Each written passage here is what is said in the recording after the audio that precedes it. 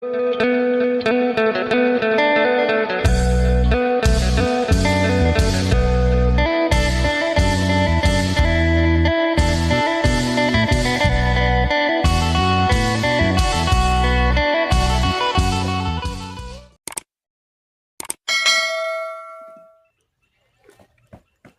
สบายดีและสวัสดีพ่อแม่พี่น้อง FC กันเบิดสุขูสุคน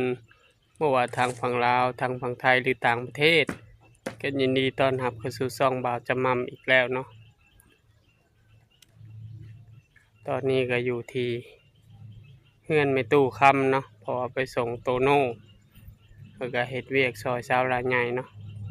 แล้วก็มาเนาะก็เลยมากินข้าวอยู่พี่เนาะบ่าวจำมั่มถือข้าวมากินเนาะใส่กรอก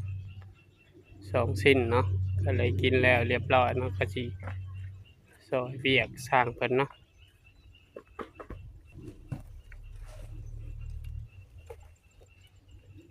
ตอนนี้ก็เป็นเวลา9 โมง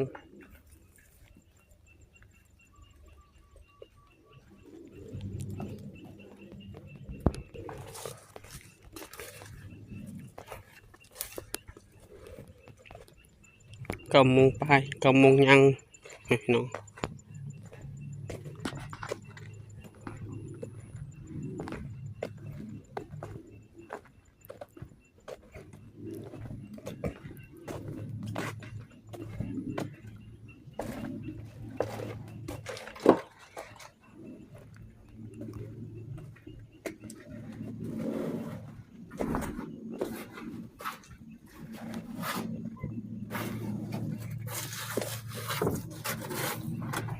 สบายดีเด้อไอเปียน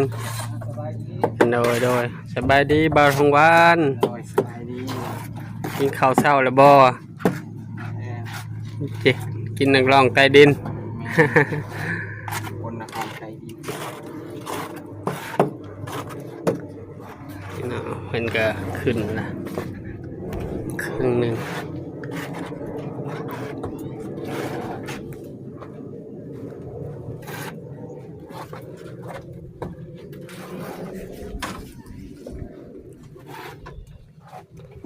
โอ้บ่เห็นน้องตุ่นออกมามื้อนี้เนาะเป็นน้ำตาเมื่อยแล้ว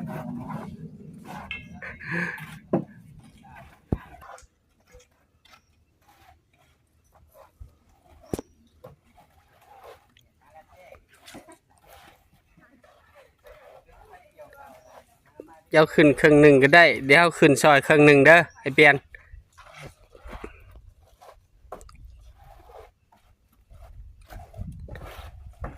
โอ้บรรยากาศดีมาเบิ่งทางนี้น้องๆเพิ่น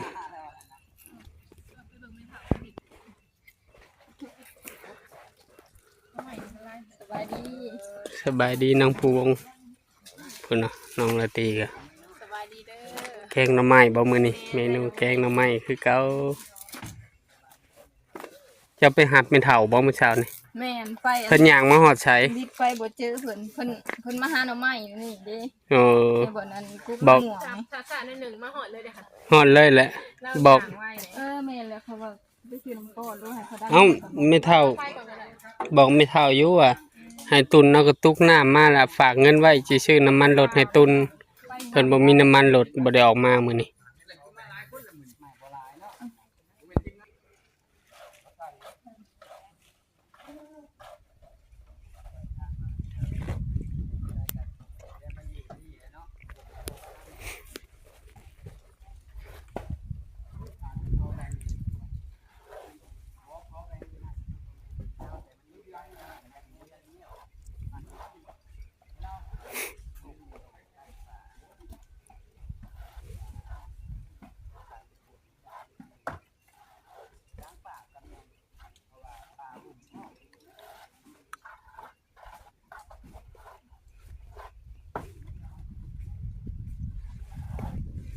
เจ้าน้อยก็สิขึ้นเปลี่ยนนั่นขึ้นซอยขึ้นปูนซอยสร้างเปลี่ยนมื้อเนาะ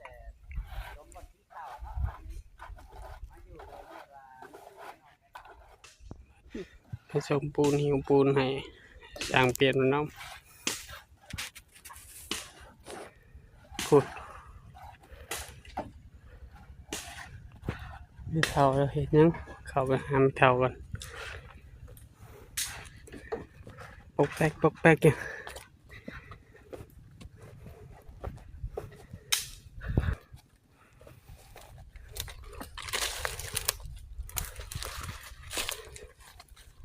สบายดีไหมเท่า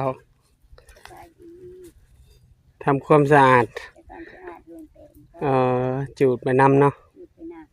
เจ้าได้ยังกินข้าวเช้า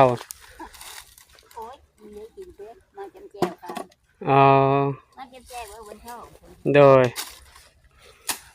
จะหาหน่อไม้มาเลยบ่ได้พอแกงอยู่บ่โดยตัวละตีปอกไหนย่างมาฮอดใช้ไม่เท่ามาไหนแดได้ แดไปหาตัวข้ามที่ไม่เห็นน้อยก็ได้ยังประตูที่เห็นก็ได้ว่าโดย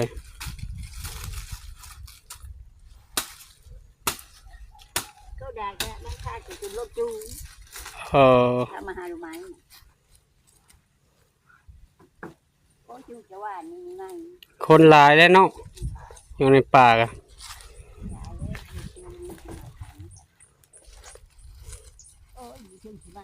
จะว่าจะเก้าถือคนละจองลายชนิดไม่เลยโดย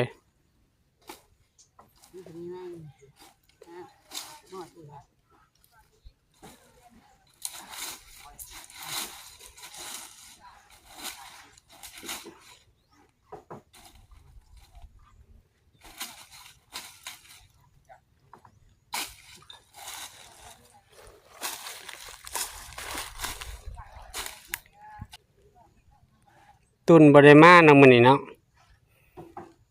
มาจำลังเพิ่นว่ามาน้ำหลัง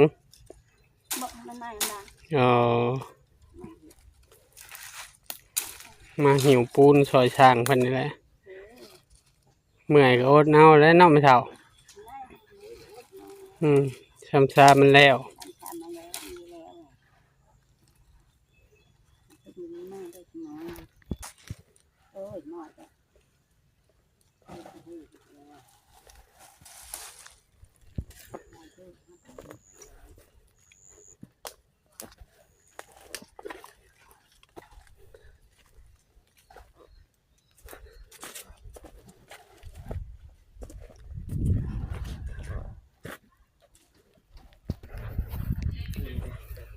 นี่นะบาดมัมกะตักปูน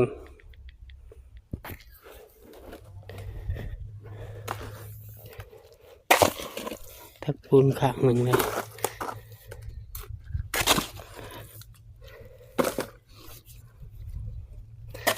มือเบื้องหนึ่งจับกล้องนะข้างนี้ตักปูน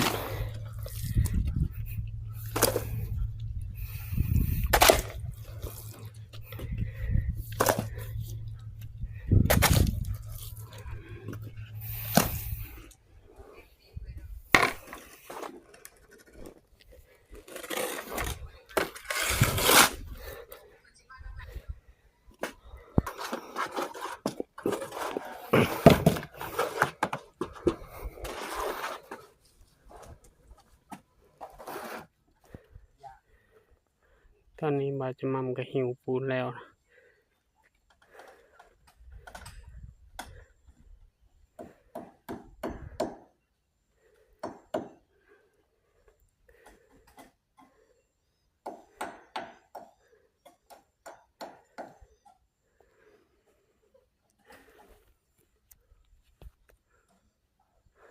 โอเคพ่อแม่พี่น้องมาฮอนี่บาดมัมก็ขอบุญขอบคุณพ่อแม่พี่เมื่อทุกท่านเนาะที่เบิ่งคลิปบาดมัมแต่ต้นจนจบโดยบ่ขาดโฆษณาเพื่อเป็นกำลังใจบาดมัมเฮ็ดคลิปใหม่ๆออกมาให้พ่อแม่พี่น้อง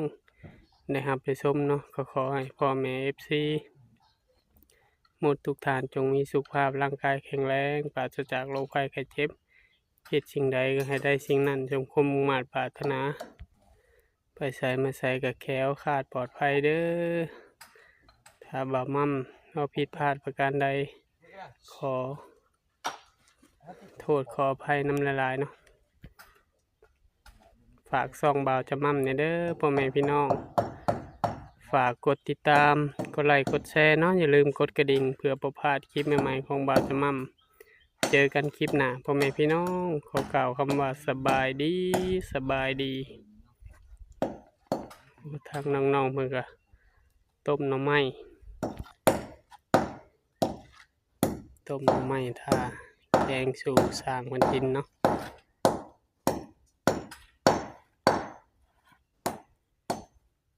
บรรยากาศรอบ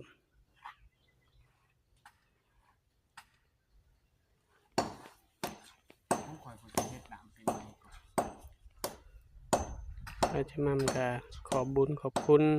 แม่ปิ้งพอเพชรเนาะที่ซอยครอบครัวมีตู้คำเห็นเฮือนเฮ็ดชาไหนเนาะซื้อดินซื้อดอนเด้อบ่มีหยังก็มีแต่คำมวยชัยให้พรให้เพิ่นอยู่ดีมีแฮงความเจ็บจะได้ความไข้บ่ให้มีคิดสิ่งใดก็ให้ได้สิ่งนั้นเด้อเป็นโฮมโพมใส่ให้ลูกให้หลานต่อไปมันยืนเด้อแม่ปิ้งพอเพชร